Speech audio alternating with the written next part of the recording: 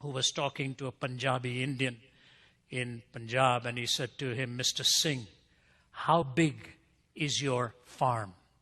And the Punjabi farmer says, "If you stand here and look straight ahead, you see that lamppost? That's how long it is and that's how wide it is." And the Texan said, "Do you know how big my ranch is back home? If I got into the car at 6 o'clock in the morning and drove and drove and drove, several hours later, I still wouldn't have reached the end of my ranch." The Punjabi says, "I know exactly what you mean. I used to have a car just like that."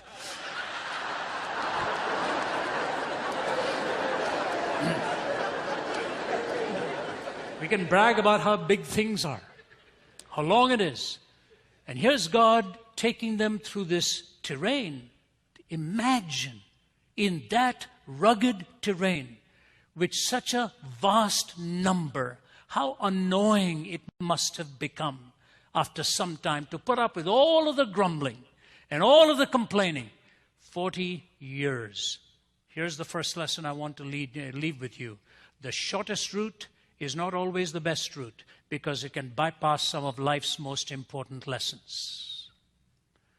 The shortest route is not always the best route, because oftentimes it can bypass life's most important lessons.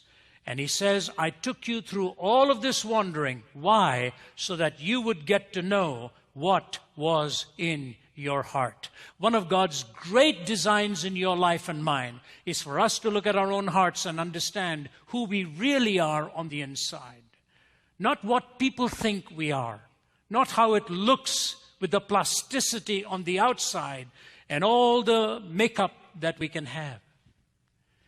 Many years ago, in the year 2000, the former Soviet Union was releasing its political prisoners. And one of them was a Hungarian prisoner by the name of Andrés Tamas. He had been incarcerated in the Soviet Union in 1945 when he was 20 years old, and was released in the year 2000 when he was 75 years old. A lot of that time spent in solitary confinement. They basically almost devastated this man psychologically. When the prisons were being, it's a true story, when the prisons were being emptied, they were going to do away with this man because he was talking total gibberish. They thought he was a psychiatric basket case. And somebody else said, "Don't do that. Why don't you bring a Hungarian psychiatrist and let him at least talk to this man and see if there is some hope?" And so the psychiatrist spent a protracted period of time with Andrés Tamas, came out and said, "The man is not talking gibberish. This is an old Hungarian dialect. Give him to us. We will work with him. We will reshape his mind. We will get him back into society." And so the Soviets granted that. And so they put him in a wheelchair, and the psychiatrist was wheeling him out. If you have never read the story, you will never guess what his first request was. As he's being wheeled out, he looks at the psychiatrist and says, "Can I have a mirror?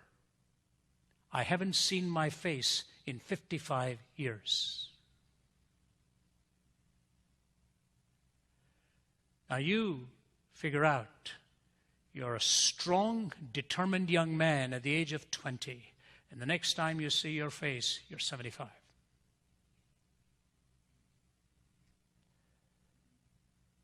Politics, ideologies, does these things to people.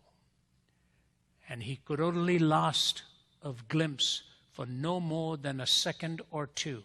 When he held up that mirror, he burst into uncontrollable sobs and put the mirror face down. He couldn't, for the life of him, believe that this was the same man they'd picked up when he was 20. We get up every morning, put on our innocent forms of disfigurement, look at the mirror, we like what we see, and then we go out. Let me ask you this. Is there a mirror for the soul? Is there a reflection God intends for you and me so that we know what we are intended to look like? It was George MacDonald from whom C.S. Lewis borrowed this statement, "You do not have a soul. You are a soul. You have a body." You do not have a soul. You are a soul. You have a body. Is there a mirror for the soul? Here's the first lesson.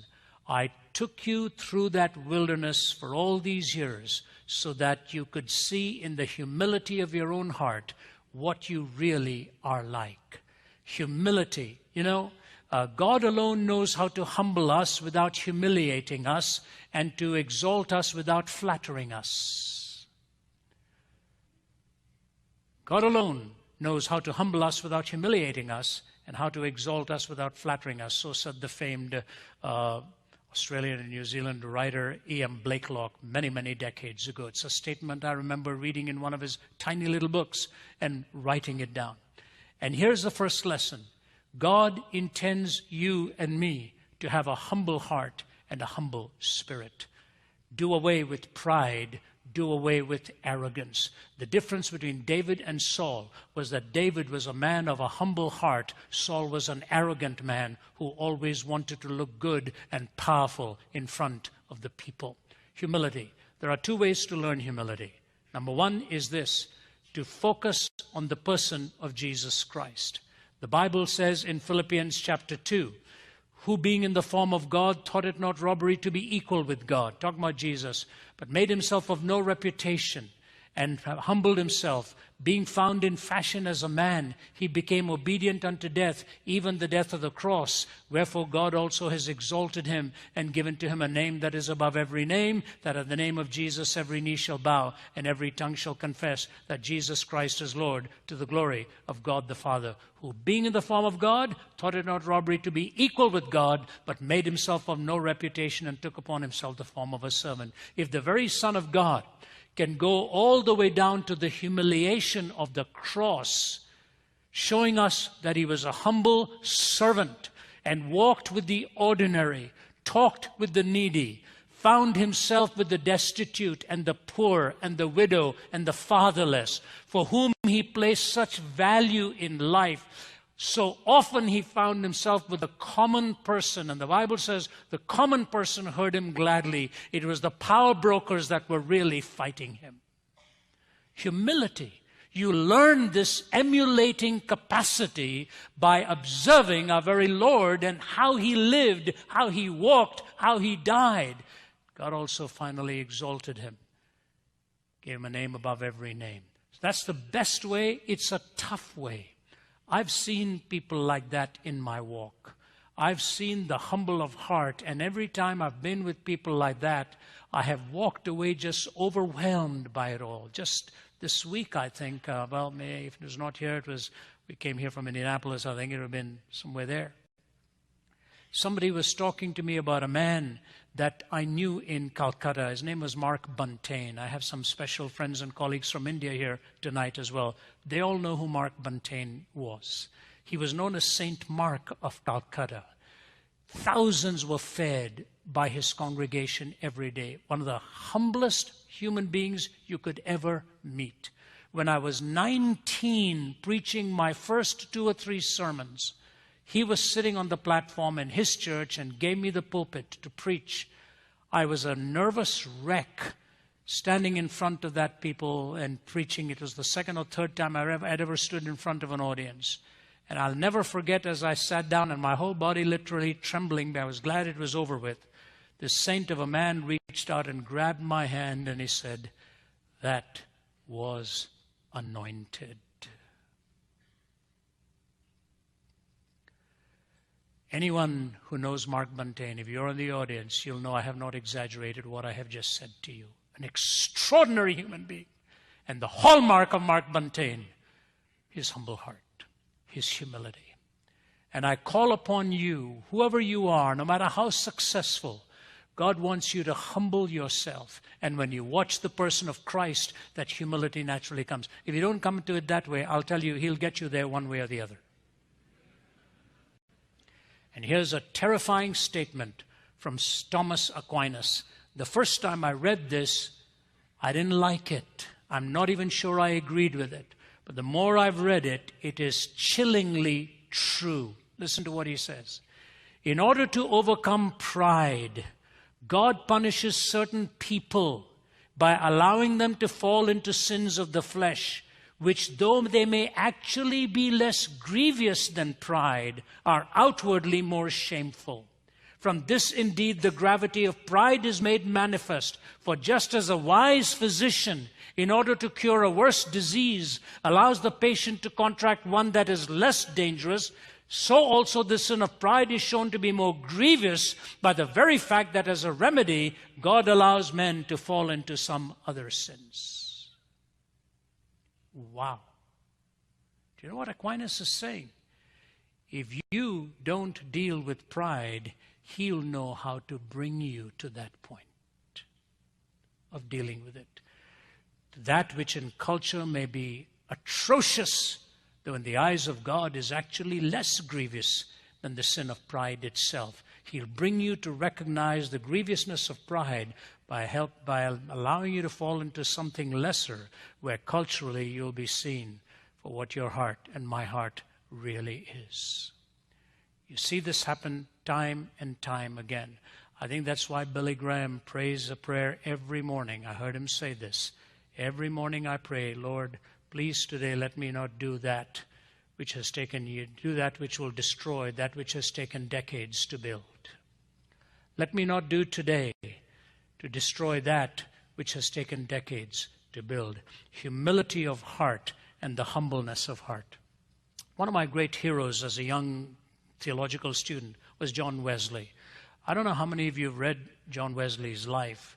He was not a gigantic personality. He's fully stretched. He was 5'4". So not exactly a towering presence to walk up in front of an audience.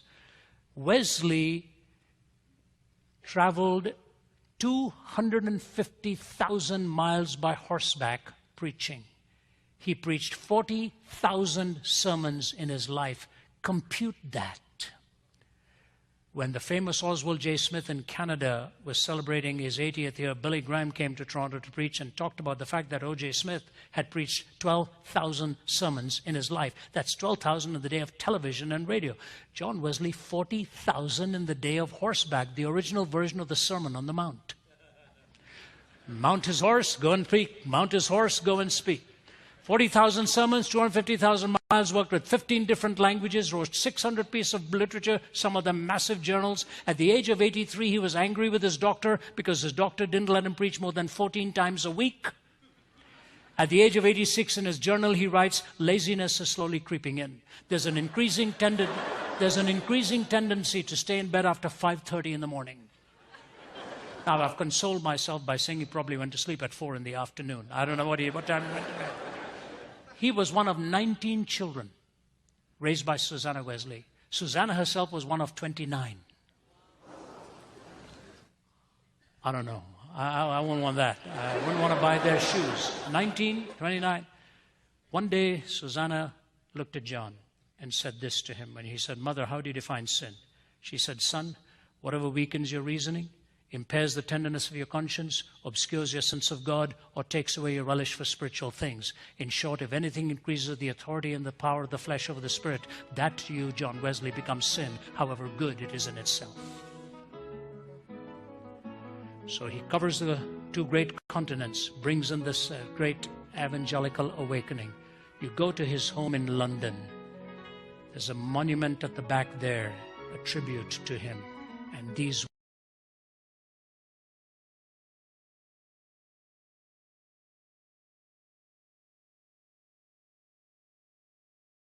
who took a lantern and went out with that shout, I'm looking for God, I'm looking for God. Nobody says it as well as he himself did. So let me read a few paragraphs for you.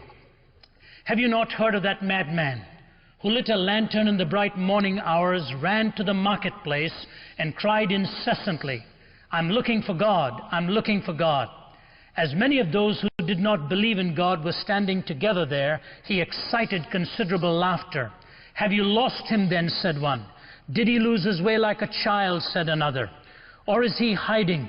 Is he afraid of us? Has he gone on a voyage or emigrated? Thus they shouted and laughed him to scorn. But the madman sprang into their midst and pierced them with his glances. Where is God gone? He cried. I'll tell you, we have killed him, you and I. We're all his murderers. But how did we do this? How were we able to drink up the sea? Who gave us so big a sponge to wipe away the entire horizon? What did we do when we unchained this earth from its sun? Whither is it moving now? Whither are we moving now? Away from all suns, maybe? Are we not perpetually falling backwards, forwards, sidewards, in all directions? Is there any up or down left? Are we not straying through an infinite nothing? Do we not feel the breath of empty space? Has it not suddenly become colder? Is not more and more night coming on us all the time? Must not lanterns be now lit in the morning hours? Do we not hear anything yet of the noise of the grave diggers who are burying God? Do we not smell anything yet of God's decomposition? God's decomposed too, you know, and He's dead. He remains dead, and we have killed Him. Now, how shall we, the murderer of all murderers, compose ourselves? Because that which was the holiest and mightiest of all that the world has ever possessed has bled to death under our knives. Who will wipe this blood from us? With what water can we purify ourselves? What festivals of atonement? What sacred games will we need to invent? Is not this the greatest of deeds, too great for us? Must not now we ourselves have to become God, simply to seem worthy of this? You know, there has never been a greater deed, and whoever is born after us because of this deed shall be part of a higher history than all history hitherto. Here the madman fell silent, and again regarded his listeners. They too were silent, and they stared at him in astonishment. At last he threw his lantern to the ground, and it broke and went out. I come too early, maybe. My time has not yet come. It has been related further that on the same day this madman entered divers churches, and there sang a requiem, Aeternam Deo. Led out and quieted, he is said to have retorted each time, what are these churches now, if they are not the tombs and sepulchres of a dead God? God is dead, we have killed him. Nietzsche, every line that he spoke had a backdrop and had a foreground into which he was looking. One of those comments that may just slip by you and me is this: maybe my time has not yet come, he said. And he went on to say how everything that dawns in an ideational form takes a little while before it takes root, and then you begin to see its flower and its blossom. And he said it will happen sooner or later. It happened in Europe much more quickly. In fact, it might interest you to know that Adolf Hitler was a devout student of Nietzsche, and he personally presented Nietzsche's writings both to Stalin and Mussolini. Joseph Stalin was once upon a time a seminary student preparing to go into the ministry. And there came a time in his own student days where he decided he was no longer going to withstand the implications of believing in God, and renounced his faith. In fact, he then is credited with having killed over 15 million of his own people. The last gesture that Joseph Stalin did, which I shared with some of the generals of the Lenin Military Academy, and they were silent as I shared it with them. It is this: Malcolm Muggeridge says that Svetlana Stalin, Stalin's daughter, personally told him over a talk over the BBC that the last thing my father did as he was hallucinating is sit up in bed one last time and clench his fist toward the heavens once more, threw his head back on the pillow, and he was gone. There was a stridency to his anti-theistic state of mind.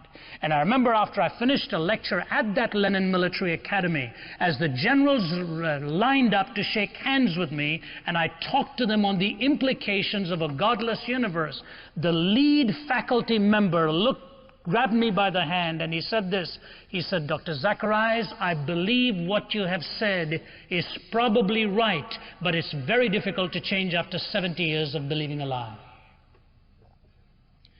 Now, you and I living in the United States, it was much longer for this idea to take hold. And somewhere in the 60s, that idea began to take root. And as we look back upon the last 4 decades, I want to take you through 3 moods that came upon particularly the North American subcontinent here. And as those moods took hold, the ideas of a godless culture began to take stronger and stronger hold on you and on I.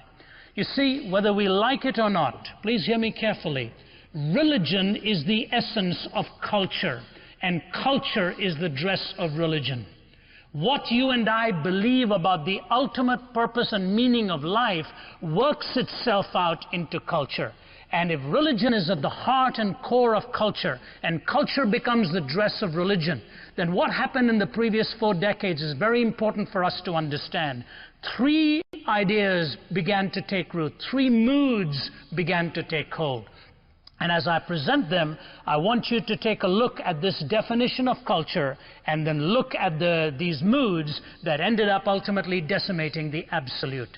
Daniel Yankelevich, a sociologist, says this: culture is an effort to provide a coherent set of answers to the existential situations that confront all human beings in the passage of their lives. It is an effort to provide a coherent set of answers to the existential questions that confront all human beings in the passage of their lives. Now, interestingly enough, if you were to go into India today and ask them what defines your culture, there will be a predominant answer of the Hindu pantheistic worldview. If you were to go into many parts of the Middle East, the predominant answer would be an Islamic worldview. If you go into Thailand, the answer would be it is the Buddhist worldview. If you were to come to the United States, I think you'll get as many different answers as the individual to whom you would talk, and possibly the undergirding idea would be we are principally a secular society. So I want to talk a little bit about this notion of secularization, because I think it is a double-edged sword.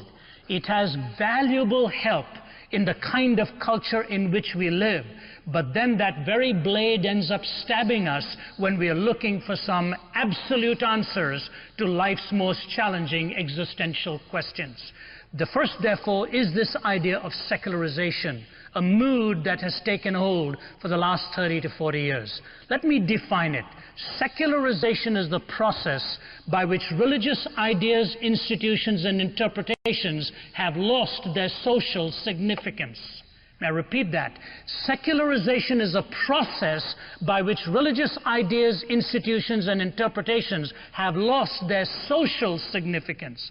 I can illustrate that for you in the following way. I recall when I was living in Toronto, Canada for about 10 years. Toronto for nearly a century has been described as Toronto the Good.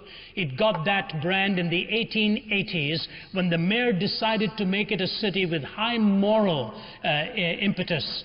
But as the years were going by and struggles came and moral issues confronted culture, there was a significant moral question before the electorate in the 1980s.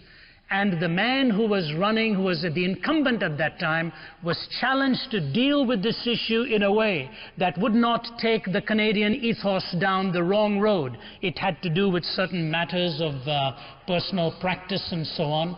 And he went on the air, and this is exactly what he said. I have received thousands of telephone calls on this subject, but I'm going to disregard all of them because a vast majority of those calls have come from religiously minded people, and we know that they do not deal with these issues objectively. Fascinating comment. That we know they do not deal with these issues objectively. So a person's view was dismissed on the basis of the fact that he or she were a religiously minded individual. When you examine the foundations of a comment like that, put it in your own thinking in the following way. Suppose a volatile issue were being discussed in our society of a moral nature, and you had on the panel a professor, a lawyer, a university president, you had a medical doctor, you had a politician, and you also had a minister discussing the same issue.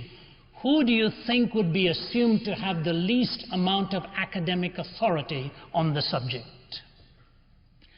Those watching would immediately certainly assume that the university president and the professor had an idea, the lawyer would know the implications of society. Deep inside, most skeptics would say the religious person is the only one that comes here with prejudice. The rest of them are going to deal with this very, very rationally. But as you examine this struggle, my dear friend, and you look upon this country now and what's happened in the last 30 to 40 years, my suggestion to you is this: while we are cognizant of a very serious war raging thousands of miles away, a war that threatens your and my lifestyle and the values we cherish. There is a more insidious war going on right in the home front. And the insidious war is this: to what source are we going to look for objective moral authority and value? What is going to define us as a people? Now that I have spent half of my life in the West, having spent the first half of my life in the East, I see troubling signs in North America, wondering whether we can withstand what is going on inside of us. When I was at a hearing in Washington, D.C. some time ago, the issue was on terrorism. Sitting next to me was the writer Peggy Noonan, and many congressional people were around that table. And Peggy Noonan stood up and said, "Is there anything that terrorists fear about America?" There was pin-drop silence across that table, and I stood up and said, "Can I take a stab at an answer?" I would want to suggest to you that what the terrorists fear most probably is a morally strong America. That is probably what they fear the most, because they know the cohesiveness of a moral conviction cannot be dislodged very easily. And if you examine what secularization has done, the problem with secularization is as it sweeps over a culture and takes root of that culture, you begin to lose definitions in the process. How do we define right from wrong? How we define moral from something that is immoral? I recall when I first moved to Atlanta, Georgia, a leading pornographic entrepreneur was being tried for all of the stuff that he was peddling, and they were trying to select a jury. It took them many, many days to select the jury, because one of the first questions the defense lawyer was asking them is, "Are you a member of a local church?" And in the South, it was very difficult to find somebody who answered in the negative. They all were members of the local church, and therefore they were being put aside. And the lawyer's point was this. He said, "For me to bring religiously minded people here is they will already have a predisposition towards pornography, and I'm looking for people who are neutral towards it." Basically, some kind of moral zombie who had no idea on what to believe in this matter, or possibly never even heard the word. This masquerades as sophisticated thinking and judicial astuteness. When you're looking for someone who has absolutely no opinion on something that can so overtake the imagination and cause havoc in young minds. And this is the way he went about his questioning. When a witness came to testify against his client, he looked the witness and eyeballed the witness, and he said, "I have some questions for you. Have you ever been into an art gallery?" "Yes." "Have you ever paid to go into an art gallery?" "Yes." "Have you ever paid to go into an art gallery where there are paintings by the great masters of art?" "Yes." "Have you ever paid to go into an art gallery where there are paintings by the great masters of disrobed and unclothed people also on display there?" "Yeah, I suppose so." "Will you please tell this jury why you call that art and why you call my client's products pornography?" How do you answer in yes and no things like that? And I began to think, if that man sat across the table from me and I had to reason with him, what would I say? How would I find a point of reference on which he and I would agree to a logical deduction from that? And I thought of the biography of Michelangelo. When he started painting disrobed, unclad people, his teacher one day called him and said, "What are you doing this for?" And Michelangelo said, "Because I want to see man as God sees man." And his teacher said, "I just want to remind you, you're not God." It was an interesting response. But of course, it doesn't solve the issue to put it that way, does it? So let me take you to a parable given by C.S. Lewis that gets to the nerve of this problem. C.S. Lewis has a book called A Pilgrim's Regress, in which he talks of his own conversion from atheism through pantheism and even dabbling in Marxism, till finally he secured his own life as a follower of Jesus Christ. And C.S. Lewis, in this book, A Pilgrim's Regress, gives it in an allegorical form. His straight prose narrative is called Surprised by Joy, but in this allegorical form, he refers to himself as John, meandering through all of these worldviews looking for answers. And he said, my problem was I was not getting answers anywhere. And then I wandered into this mountain, he calls. The mountain was the spirit of the age. And he pictures himself enjoying the precepts of the spirit of the age. But he said, I always felt myself bound in chains. A fascinating description of living for every whim that he had. Bound in chains. He said, I sat under the stare of the head of the spirit of the age with his neuronic gaze just staring at me. He said, as I sat there day after day, the waiter representing the spirit of the age would bring me my meals. And one day, as he unchained me so I could enjoy my breakfast, I made the foolish comment, I should have thought of it, when I looked at him and said, this milk is utterly delicious and refreshing. And the man representing the spirit of the age said, you only call it milk as delicious and refreshing. All it is the secretion of a cow. Like it's urine or anything else. You just call this one name and the other things are called other names. He said, then I made the bigger blunder on commenting on the eggs. He said, and you should have heard the parallel he drew for the eggs. I won't even insult your intelligence by repeating it for you. Pick up the book. And he said, as I looked at that and heard that in revulsion, I wanted to respond, but I didn't know how. We were calling it one thing, they were calling it another thing. He said, then all of a sudden reason came riding on a horse and rescued me. And as reason came riding on a horse and rescued me, he looked at the head of the spirit of the age and he said to him, you lie. You lie. You don't know the difference between what nature has meant for nourishment and what nature has meant for refuse or garbage. That's the point I want to make for you. You see, when an artist takes a canvas and paying ink or whatever and somehow convinces himself or herself that there's some artistic genius here, there may be some justification. If the artist has any sense of perversion in the mind, the canvas cannot look at the artist and say, do not do this to me. But a person sitting in front of the lens of the camera, whose disrobing is purely for the titillation of the fanciful imagination of somebody who's never going to be satisfied by it, but might end up taking him or her down the road of ultimately imaginative destruction. The person sitting in front of the lens of that camera ought to scream out and say, don't do this to me. But she will not say that, or he will not say that, because when secularization has done its work, it would lead to a generation that has lost its sense of shame. Think about that. I met a young Iraqi officer who sat across the table from my wife and I, and he said this to us: I was in the Iraqi army, trained to do two things: to make false passports, and number two, to kill without any emotion and any feelings. Think of being a human being who can do that without any feelings. This was a young man who was growing up under a demagogue whose pure training compiled false documents and murder without any sense of emotion, without any sense of feeling. Ladies and gentlemen, to you and me it may seem like a small thing when we look at a generation without shame. But you show me a human being without a sense of shame, and I will show you a human being who will stop at nothing.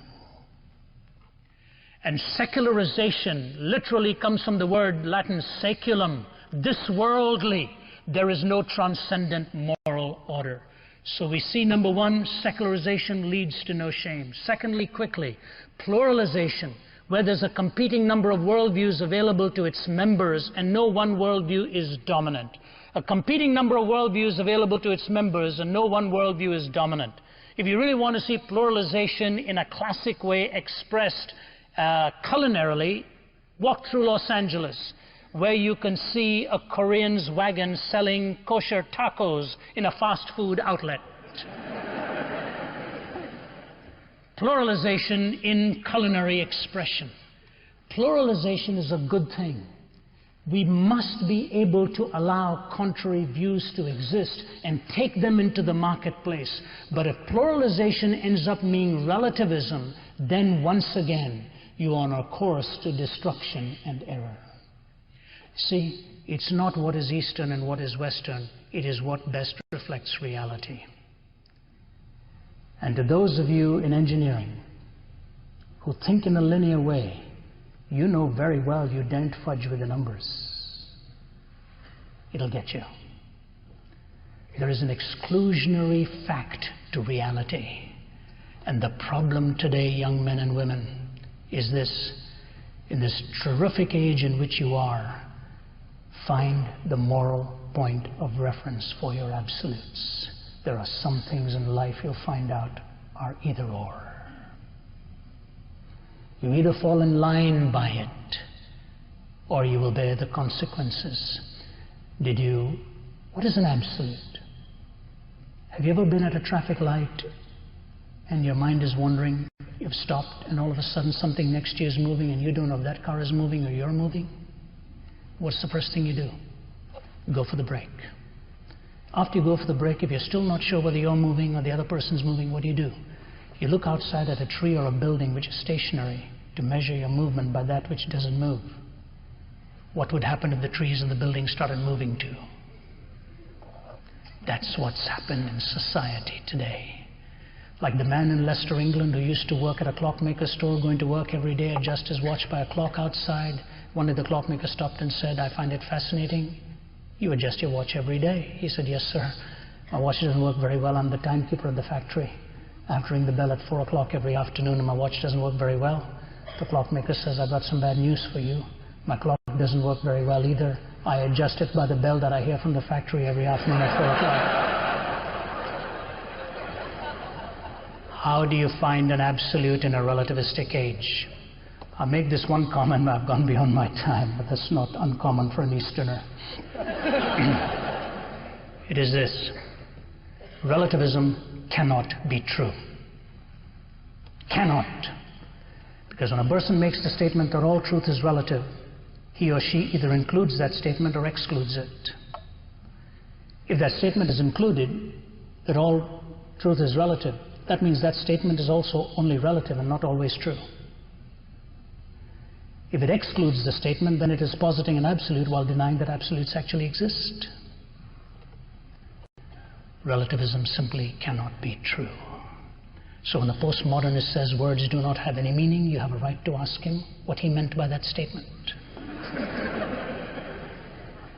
I say to you, secularization leads to no shame, pluralization kills reason, and finally privatization, where we are forced to take our belief into the private world. And there's a bifurcation, a breakdown between who I am in public and who I am in private. And in that bifurcation, there is a loss of meaning. I was fascinated by one politician's statement recently that he did not allow his faith to interfere with his politics. Shocking. Then does the politics interfere with the faith? Or are they two never-meeting parallel tracks? Is it a faith that is true or fictional? We try to separate this, and the single greatest sign of our times is a loss of meaning. Wasn't it Jack Higgins, the writer, who said the one thing he now knows that he wished he'd known as a younger man, that when you get to the top, there's nothing there. Ours is a troubled world, very troubled. I crisscross this globe so much my heart aches. I've laid in my bed at night and wept with what I've seen going on out there.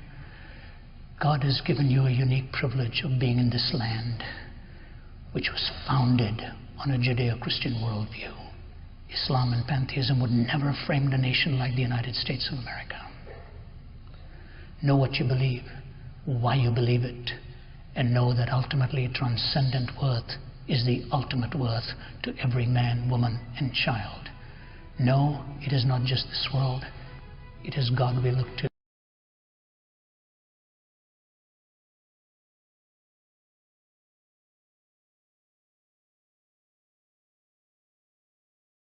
That was all over the place. You'd hear it all over the globe, but there's always somebody who hasn't heard it. And it's the story of Sherlock Holmes with Watson camping out one night. And after a lot of liquid refreshment, the darkness of the night in their tent, Holmes looks up and he looks into the night sky and he looks at Watson and he says, "Watson, what do you see?" And he says, "I see stars and stars and more stars." He said, "What does that tell you?" He said, "Well, astronomically, it tells me that there are millions of galaxies and potentially billions of planets. Astrologically, it tells me that Saturn is in Leo. Orologically, it tells me that it's about 2:45 in the morning. Meteorologically, it tells me that tomorrow will probably be a great day. And theologically, it tells me that God is an all-sovereign and a great God, and we're just a minute part of the great whole." "Why, Holmes, what does it tell you?" He said, "Watson, you idiot, somebody has stolen our tent."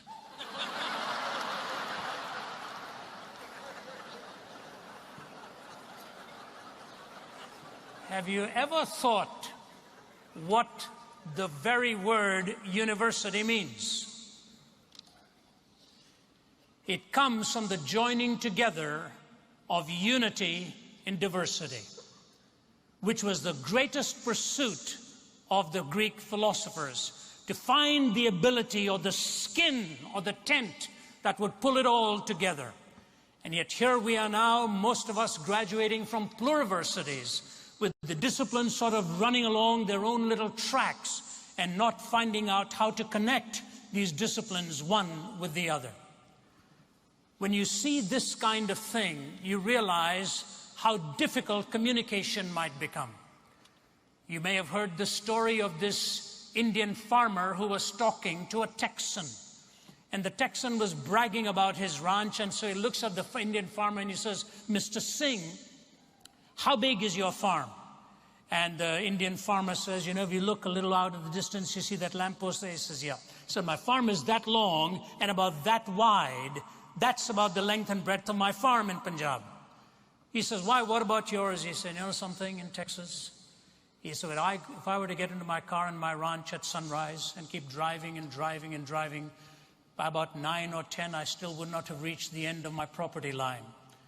And the Indian farmer looked at him and said, "I know exactly how you feel. I used to have a car just like that."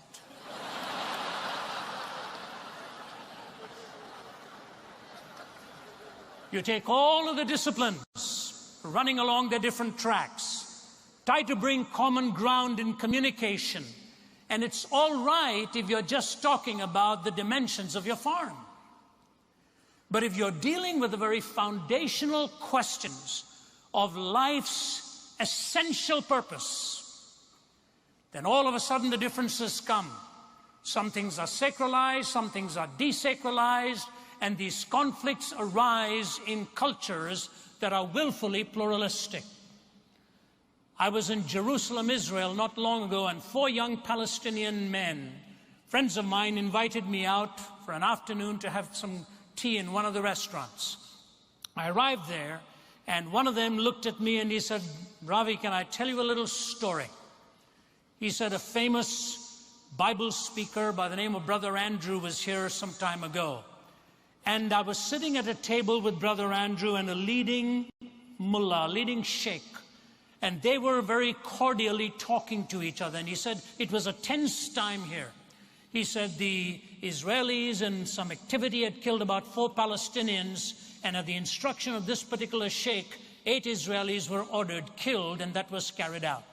So he said, I'm sitting here at a very tense time with an even more tense conversation. For one of them was involved in this act. And he said, I watched as Brother Andrew and he spoke. And Brother Andrew leaned forward and said to him, Sheikh, can I ask you a question? Who made you the judge of this world, or the executioner to this world? Who made you the executioner to this world? The Sheikh looked rather surprised and he said, I am not the executioner. I am merely an instrument of God's justice. At which point Brother Andrew paused and then looked at him and said, what then is the place for forgiveness? And the sheikh didn't bat an eyelid. He looked at him and said, that's only for those who deserve it. That's only for those who deserve it. And this young Palestinian lad looked at me and he said, in that 2-minute conversation, I realized how difficult it was to find a bridge between worldviews.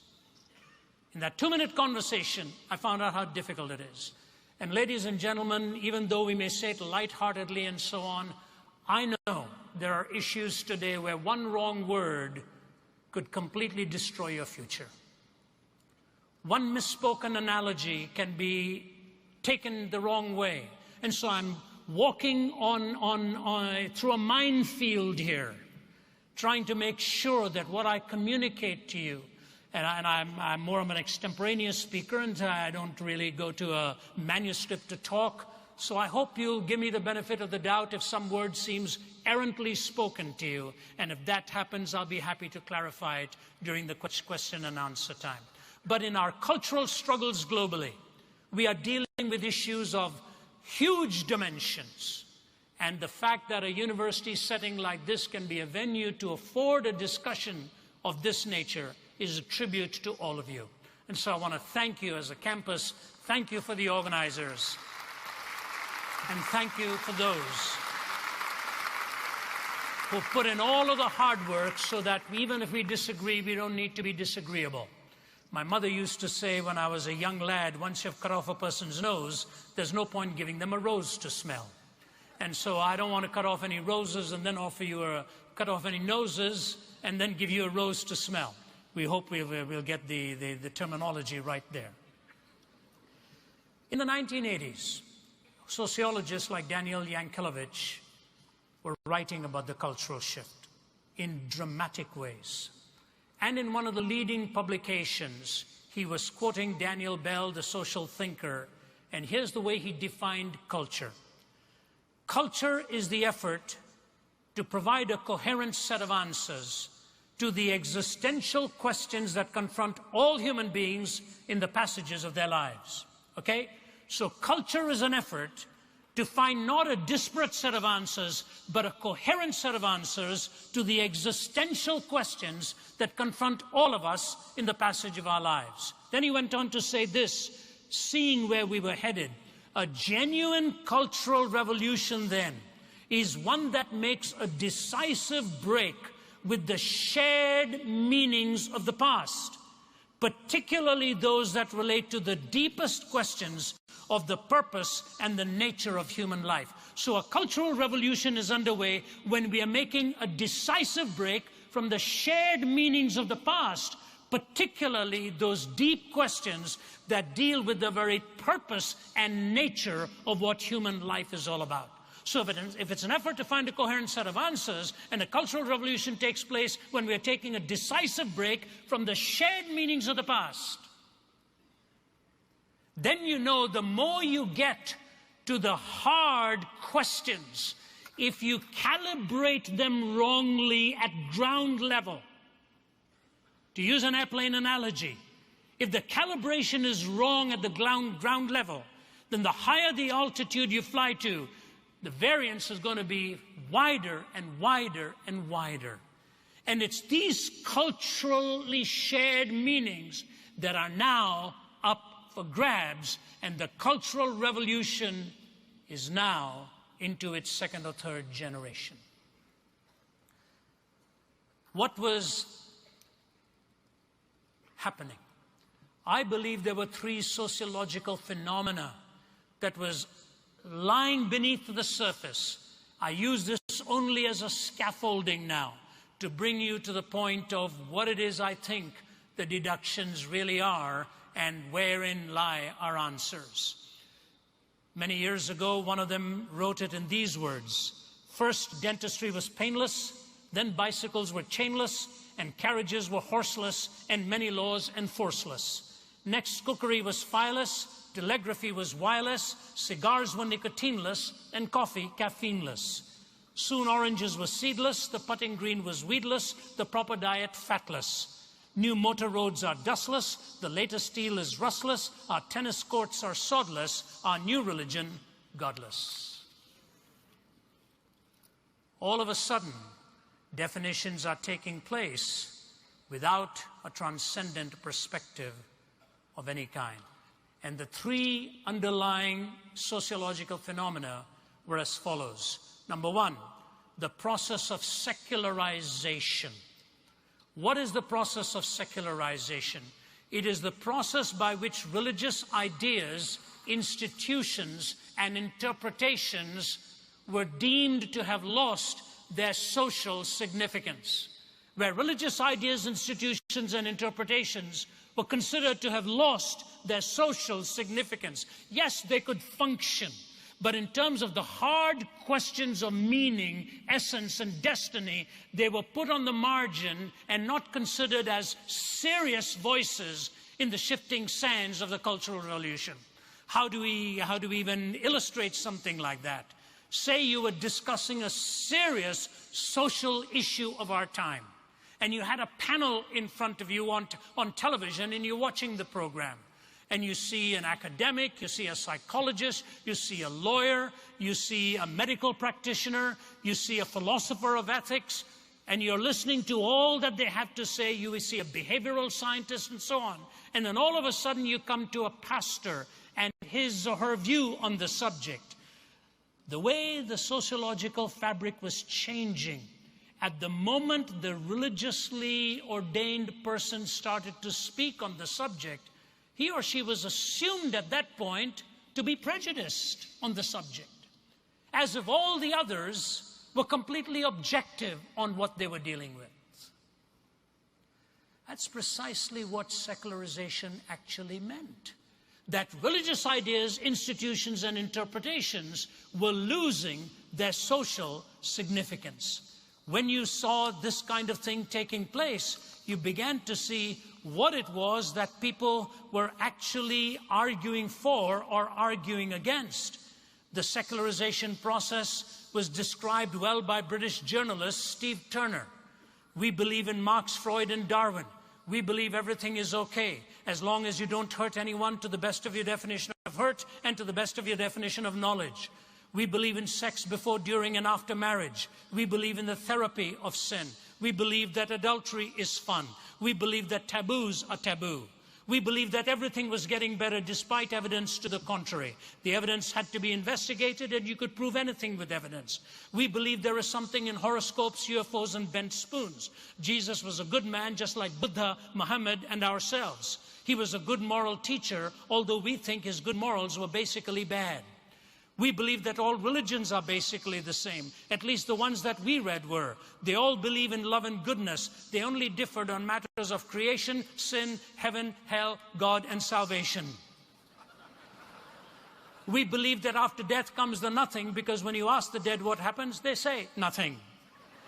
If death is not the end and the dead have lied, then it's compulsory heaven for all, excepting perhaps Hitler, Stalin, and Genghis Khan. We believe in Masters and Johnson. What's selected is average, what's average is normal, what normal is good. We believe in total disarmament. We believe there are direct links between warfare and bloodshed. Americans should beat their guns into tractors, and the Russians would be sure to follow. We believe that man is essentially good. It's only his behavior that lets him down. This is the fault of society. Society is the fault of conditions. Conditions are the fault of society. We believe that each man must find the truth that is right for him, and reality will adapt accordingly. The universe will readjust, history will alter. We believe that there is no absolute truth except the truth that there is no absolute truth. We believe in the rejection of creeds and the flowering of individual thought. And then he put this stinging postscript. If chance be the father of all flesh, disaster is his rainbow in the sky. And when you hear a state of emergency, sniper kills 10, youths go looting, bomb blasts school, it's but the sound of man worshiping his maker. If chance be the father of all flesh, disaster is his rainbow in the sky. And when you hear state of emergency, sniper kills 10, troops on rampage, youths go looting, bomb blast school, it's but the sound of man worshiping his maker. Now, I want to funnel this thought down to show to you what exactly the uppercase secularization process actually ends up doing. Now, again, you'll have a chance to respond to it or have it clarified or even counter it in the question that you raise. But here's what happens. When secularization has moved into the marketplace of ideas, where anything from a transcendent basis is evicted by virtue of the fact that it invokes some transcendent perspective, what ultimately happens? What ultimately happens? Where do we turn to for our definitions that are not ultimately self-referencing? This was proven many years ago when a leading pornographic purveyor, whose pornography was considered to be so vile that the man arguing against it said, look, it actually makes Playboy magazine and all look pretty tame, and we wouldn't even be here discussing that genre. We're talking about something heavily perverted here in the abuse and use of children and women and so on in ways that are totally dehumanizing and degrading. But the man who was arguing for the defense of this man's right to produce it had a very clever way in a secularized consciousness to shape his questions. And here's what he said to a witness who was witnessing against it. And he said to him, have you ever gone into an art gallery? And the man says, yes. Have you ever gone into an art gallery where there are paintings by the great masters? Yes. Have you ever gone in there where you see paintings of the great masters of unclothed people? Yes. Have you paid to go into such an art gallery? Yeah. Will you please explain to this jury why you called that art and why you call my client's stuff pornography? And he had many of them on the ropes, and in that kind of a setting, of course, you're not going to discuss the philosophy of art versus the philosophy of porn and so on. But as I would read the transcript of those and try to come to terms with it in my own mind, I thought to myself, you know what? This is not a new question for art vis-a-vis pornography. If you read the biography of Michelangelo, even the first time he started to paint disrobed people, he was put to the question by his teacher, who raised a very important question so that he would understand what his responsibility would be. He said, Michael, why are you doing this? Michelangelo said, because I want to see man as God sees man. And the teacher looked at him and said, but you're not God. And then the unfolding dialogue is fascinating to try and understand the difference of parameters and boundaries and, more importantly, purpose.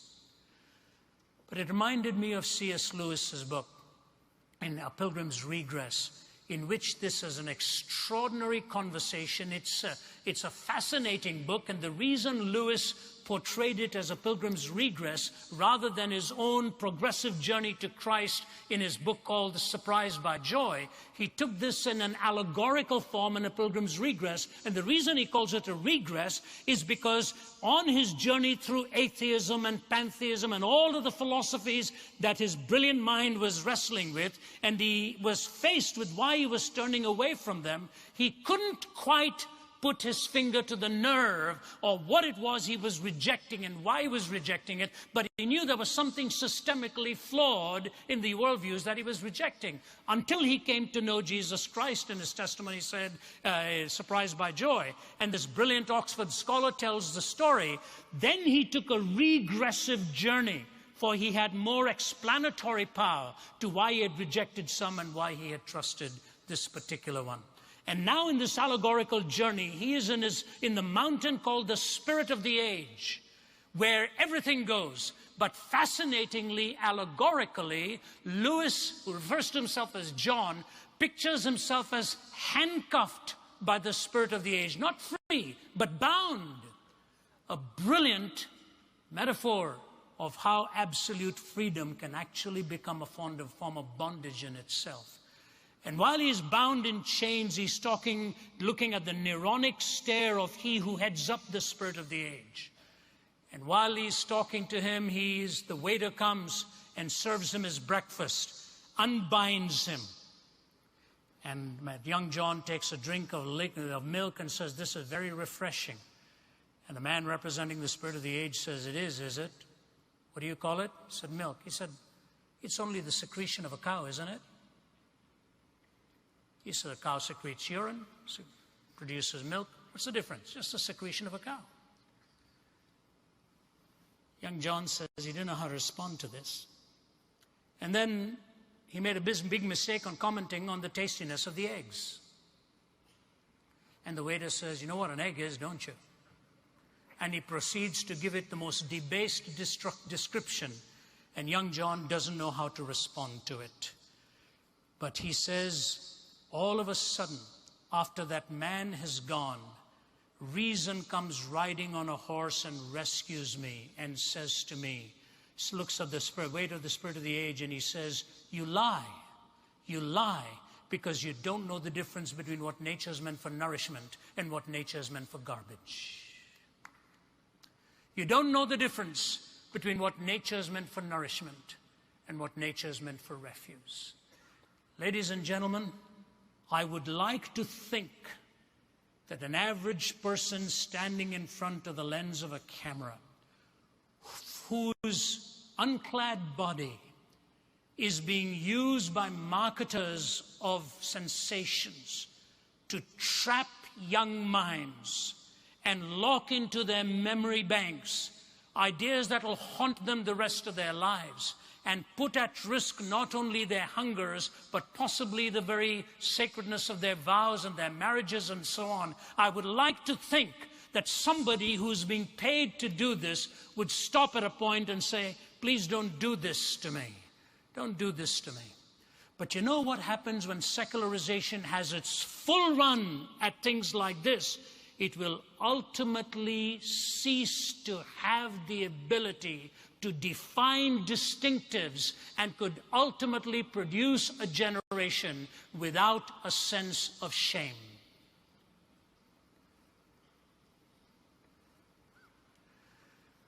When the mass murderer Bundy was standing before the judge,